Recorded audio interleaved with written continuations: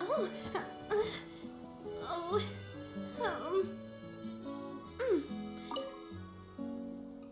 Yes, just like that.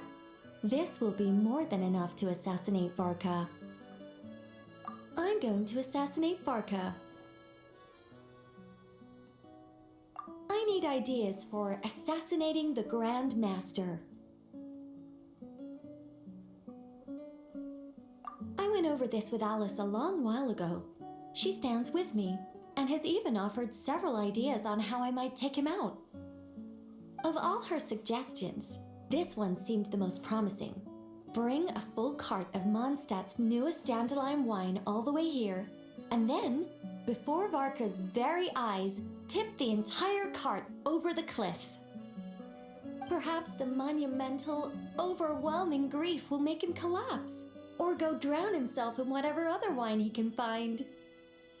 That doesn't sound like it'll work. Wait, no! Don't even think about doing something so horrible. When writing a novel, the author, naturally, seeks to be as extravagant as possible, especially when writing detective novels. If the opening lacks a striking turn, how is the rest of the plot meant to unfold? Alas, this will be my final attempt at writing detective novels.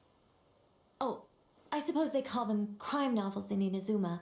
In any case, they all tell of crime. There's hardly a meaningful distinction. I also discussed it with Barbie, but our novel writing sessions always evolve into crime planning sessions. Methods of crime and puzzles of deduction. We have explored plenty of those, yet the plot would not advance. The Angel Killer case. Try as they might, the culprit remained elusive. The desperate detective rushed into the crowd, then shouted the revered names of the 4 great rulers of the sky. Whoosh! Pitter-patter. Boom! Detective and murderer reduced to ash. What kind of writing is that? Doesn't that leave no room for deduction at all? Of course there is. It was only through painstaking deduction that the detective finally discovered the names of the 4 great rulers, learning also that shouting them at the sky would inevitably reduce one to ash. My point exactly. Simply deducing who the culprit is has become dreadfully unoriginal. The subject of one's deductions must be something more creative. I even thought of having a Seelie detective, an angel who, longing to become a detective, became a Seelie, and by some twist of fate, ended up as a detective's assistant. All Seelies love to guide people, so this one went about leading the detective from case to case. I found the idea rather interesting. Come to think of it, the Seelie detective and the Angel Killer case seem far more interesting than assassinating the Grand Master. Never mind, guess I'll move on to work on that idea then. It's precisely because I overthink every little detail that I've lost interest in continuing.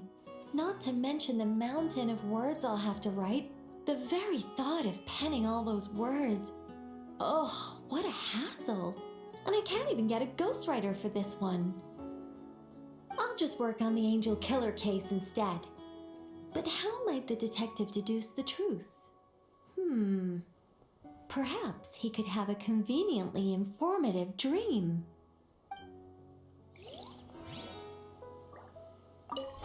Seelie detective. Hold on. Why not have the Seelie guide that detective to assassinate the Grand Master instead?